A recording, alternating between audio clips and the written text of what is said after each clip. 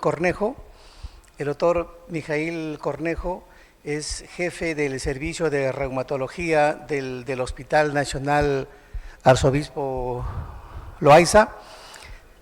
Es también profesor de la Universidad Nacional Mayor de San Marcos. También es coordinador de reumatología de la Clínica El Golf y miembro titular de la Sociedad Peruana de Reumatología. El doctor va a tocar el tema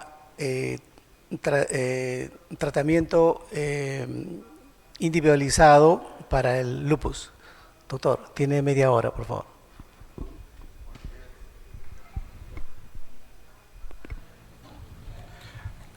Buenos días, estimados colegas. Comenzaremos el tema hablando sobre una patología sumamente preocupante y un desafío como reto diagnóstico y terapéutico en la actualidad para nosotros, para toda la comunidad médica. También conflicto de intereses. Y la agenda que vamos a desarrollar será básicamente algunas generalidades, un aporte histórica en las etapas de evaluación, fenotipos y tratamientos. Debemos tener en cuenta que el lupus lo podemos definir como una desregulación inmunológica, con una inflamación crónica sistémica y un daño multiorgánico progresivo irreversible. Y esto es muy importante porque es el enfoque que nos va a permitir finalmente llegar a un diagnóstico y un tratamiento. Tener en cuenta que todo paciente lúpico tiene una carga genética, hay un componente ambiental que va a influir sobre el componente genético. El estilo de vida es muy importante y la suma de estos tres factores nos va a dar el riesgo alto, bajo o mediano que tenga el paciente en desarrollar la enfermedad y la agresividad de la misma. Entonces, veamos estos. El lupus se va a caracterizar principalmente porque tiene signos y síntomas inespecíficos y signos y síntomas heterogéneos. Y esto es lo bonito y lo complicado. Y veamos lo siguiente. Promedio se demoran 47 meses para llegar al diagnóstico. Son estadísticas mundiales. Pasaron por 10 médicos y de los 10, 3 fueron reumatólogos para llegar al diagnóstico. ¿Y cuál es la consecuencia de ello? Los peores resultados al momento de ser diagnosticados. Mayor actividad del paciente cuando es diagnosticado. Obviamente, daño de los órganos, menor calidad de vida y mayor costo en la atención. Sin embargo, la heterogeneidad de los signos y síntomas también se va a reflejar en un mayor daño y comorbilidad y una mortalidad temprana. Esto nos debe llamar a la reflexión en que pongamos todos nuestros esfuerzos para un diagnóstico lo más temprano que se pueda y un tratamiento más adecuado y oportuno. Esta tabla es interesante porque en la parte inferior nos muestra la cantidad de pacientes con carga genética en el tiempo, carga genética, la exposición ambiental y cómo progresivamente van desarrollando los factores de autoinmunidad y de este porcentaje 1 desarrolla la enfermedad en el tiempo. Y estas curvas son sumamente importantes. Veamos en la parte superior, tratamiento convencional, y un nuevo enfoque que es tratamiento con objetivos claros y precisos. Con el tratamiento convencional, vemos arriba la historia natural de la enfermedad con subidas y bajadas, mejoras y recaídas y cómo el daño progresivo se va dando. Mientras que si tenemos un tratamiento con objetivos claros, hay recaídas, pero el daño se minimiza en el tiempo. Por consiguiente, tener un tratamiento con objetivos claros es sumamente importante para esta situación de los pacientes. ¿Cómo es la historia natural de los pacientes lúpicos? Algunos son o tienen la enfermedad activa, remisión, activa, remisión, activa, remisión, 70% de los pacientes. Otros, activos y remisión hasta no se sabe cuándo.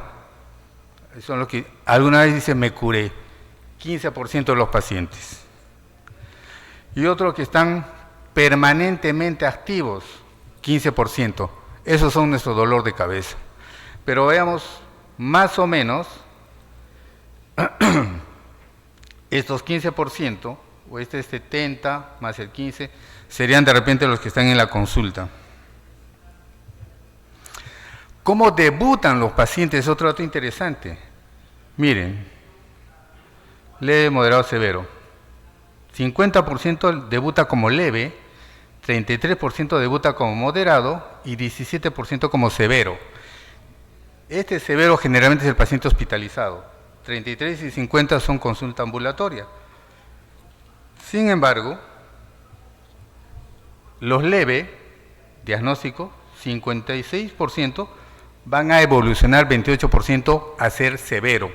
Y los moderados, 24%, evolucionan 33% a ser severos, mientras los severos, 20%, 39% evolucionan a ser severos.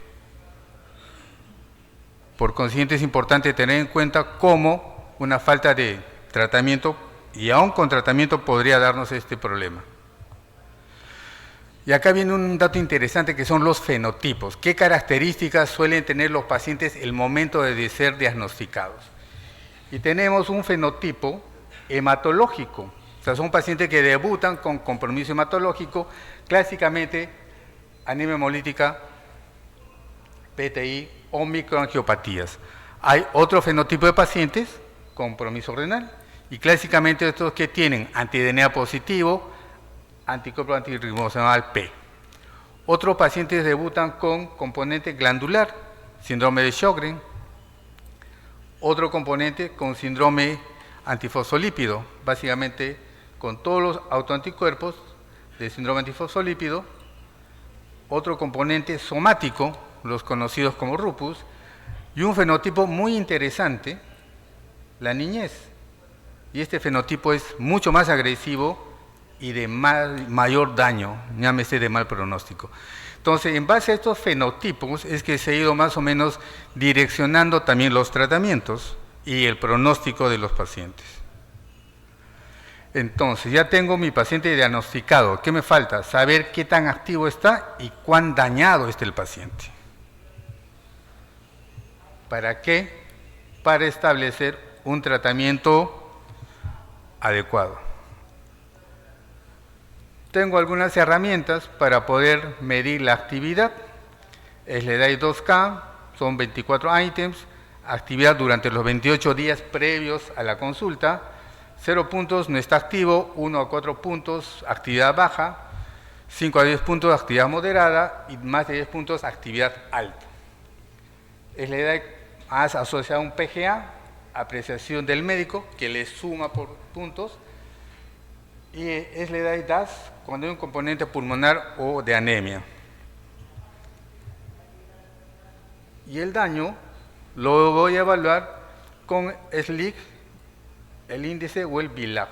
Esto me va a dar algo importante, 12 órganos comprometidos y sobre todo también me permite medir eventos adversos de los medicamentos. Entonces, tengo un SLIC 0 daño, mayor a 1, daño persistente irreversible, y mayor a 1, 3 daños permanentes. Bueno, entonces llego a mi opción de tratamiento y ¿qué tengo que pensar? Limitar la actividad de la enfermedad y prevenir daños. Son mis dos objetivos fundamentales. Para ello necesito un diagnóstico precoz, reducir el uso de corticoides, esto es fundamental. Tratamiento potentes pero menos tóxicos y mejorar la calidad de vida. Entonces, objetivo del tratamiento, tratamiento dirigido, tiro al blanco, alcanzar la remisión, lo ideal, o una baja actividad, minimizar la exposición a corticoides y prevenir el daño a largo plazo. Se propone un criterio para baja actividad y se propone criterio de remisión. Y lo más objetivo y más fácil de lograr es la baja actividad, para lo cual voy a utilizar un SLEDAI menor a 4, que el paciente no esté activo, un SLEDAI PGA menor a 1, tolerancia a la terapia convencional y un uso de corticoides menor a 7,5. Entonces tengo mi propuesta, selecciono mis drogas, Buscaré mi logro objetivo, medicamentos adecuados y la calidad de vida en general y la capacidad de los pacientes. Entonces, ya tengo el fenotipo, órgano afectado, actividad de la enfermedad, comorbilidad que las tengo que ver y características propias del paciente. Entonces, acá tengo una propuesta. Leve, moderado, severa la actividad del paciente, primera línea, hidroxicloroquina y corticoide. Si no logro el éxito, agrego metotrexato o acetoprina. Si la actividad es moderada, hidroxicloroquina, corticoide, metotrexato o acetoprina, más inhibidor de calcineurina o micofenolato, podría entrar acá en combinación. Y si es refractario, lo mismo, pero se agrega belimumab. Cabe resaltar que acá ya se está hablando de terapia combinada, terapia doble o triple. Y si el grado es severo, primera línea, hidroxicloroquina, corticoides, micofenolato y ciclofosfamida. Y si es refractario, es ciclofosfamida y rituximab. Pero hay otra propuesta, el lupus no renal, igual lo dividen en leve, moderado, severo, y vean que hidroxicloroquina es transversal y los corticoides, pero la idea es disminuir lo más pronto que se pueda. El leve a moderado, metotrexato y acetoprina, si no logro el objetivo, podría pasar a micofenolato. Pues si estoy en grado moderado, ya entro de frente a micofenolato. Y si en caso leve a moderado no logro el objetivo, se asocia belimumab o podría asociar a nitrizilumab. Y esto también se puede asociar inhibidor de calcineurina. Y si el grado es severo, ciclofosfamida o rituximab.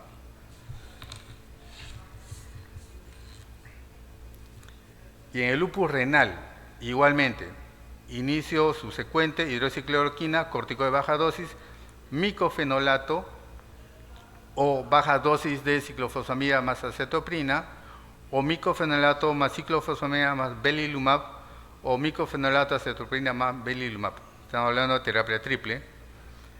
Y en el caso de que no hay fallas o tenemos fallas, tenemos micofenolato, inhibidor de calcineurina, que podría glucosporina o tracolimus, y altas dosis de ciclofosfamida. Y si tenemos recaídas o resistencia, rituximab es la alternativa. Y el EULAR este año nos hace la propuesta del diagnóstico. Entonces se tiene que hacer una biopsia, que es indispensable. Hay que prevenir daño renal, ver la función renal en los 3 primeros meses, y los objetivos son reducir un 25% en los 3 primeros meses a un 50%, o sea, una mejoría de un 25%, reducción, mejoría de la función renal un 25% o un 50% al 6º mes, y un UPCR menor a 70 miligramos a los 12 meses. Ver claramente lo que son la parte de inmunidad, y los corticoides se puede iniciar con pulsos y luego continuar con dosis de 0.3 a 0.7 miligramos kilo y reducir lo más bajo que se pueda. Utilizar inmunosupresores a bajas dosis, inhibidores de calcineurina, y finalmente los biológicos, y acá ingresa obinutuzumab, que ha logrado su aprobación este año en abril. Un nuevo fármaco. Tratamiento para proteger el riñón, manejar dislipidemia, las vacunaciones es importante, la calidad de vida del hueso también. Y en el caso severo, considera alta dosis de pulsos, de corticoides, ciclofosfamida, y en los refractarios proponen de ciclofosfamida y inhibidores de calcineurina de forma alta. En caso que se tenga cuadros de trombosis, recambio plasmático, es una alternativa. Y el Colegio Americano propone el año 2024, que no lo han actualizado para hoy, en la clase 3, 4 o clase 5, hidroxicloroquina de forma transversal, y cuando tenemos en primera línea terapia triple, y para continuar terapia triple. Entonces, en la primera terapia triple tenemos pulsocorticoides, luego corticoides 5 miligramos o menos al día, más micofenolatos, ácido micofenólico, más belimumab o inhibidores de calcineurina, y una alternativa sería los pulsocorticoides más la reducción corticoide posteriormente, más ciclofosfamida a bajas dosis, más belimumab, o la terapia dual, en la cual se tenga alguna contraindicación para que sea triple. Y para la continuidad sería terapia de corticoides más micofenolato más inhibidor de calcineurina, o su alternativa que son los pulsos más el corticoide a 5 miligramos y la terapia dual. En el caso que se tenga fracaso, la alternativa a la terapia triple, la terapia dual y la refractaria de forma más o menos similar. Y ahora en Chicago presentaron las nuevas guías, miren, de 1999 al 2025 recién se han podido actualizar para el Colegio Americano de Reumatología, y son las guías para lupus no renal. Y acá lo dividen, por ejemplo, en lupus cutáneo, donde hacen la división igual, los 3 puntos importantes, y las moléculas propuestas son, bueno, primero que se tiene que utilizar corticoides, dependiendo del grado de complicación, se puede asociar metotrexato, micofenolato, anifrolumab o belimumab, y ser refractoriedad, lenalidomide. Y si el lupus es buloso, podría utilizarse Dapsona. En caso severo, de lupus cutáneos, plantean acetoprina, metotrexato, ácido micofenólico, o inclusive rituximab, un inhibidor de CD20. Para los casos de sabañones, se puede utilizar bloqueadores de canales de calcio e inhibidores de tipo sildenafilo, y para el lupus cutáneo también se puede colchicina o Dapsona.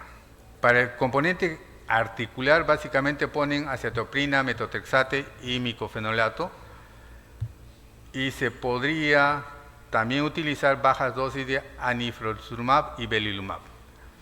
En el caso de lupus con componente seroso, dicen que debemos iniciar con colchicina o antiinflamatorios, y si no hay respuesta se podría utilizar inmunoglobulina.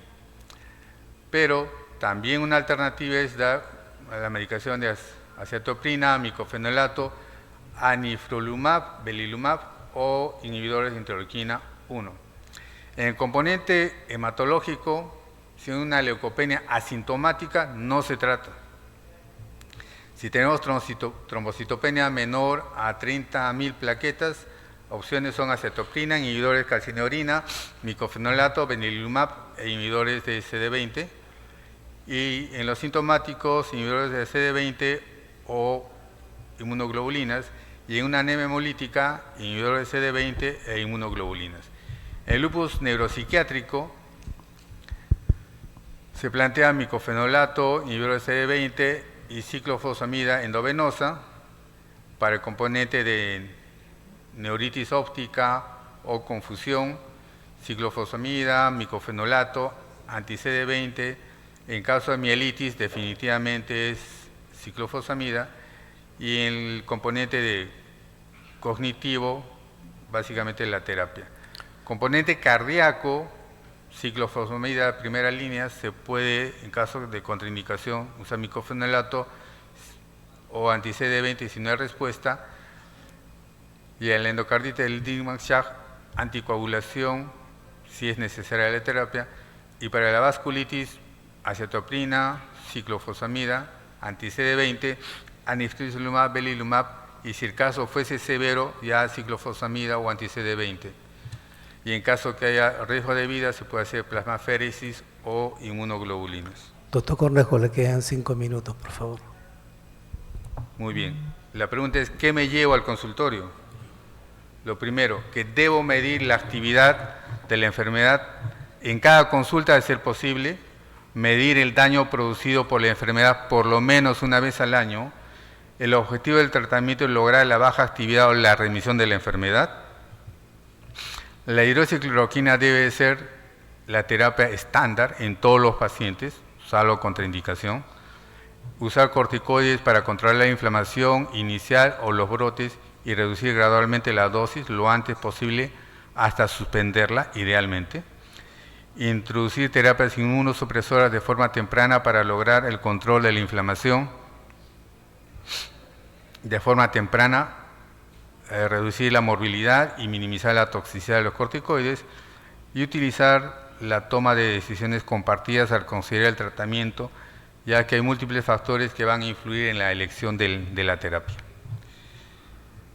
Y bueno, tenemos el reto de la terapia de la inteligencia artificial, que puede ser nuestra ayuda también muchas veces. Gracias. Gracias, doctor Correjo.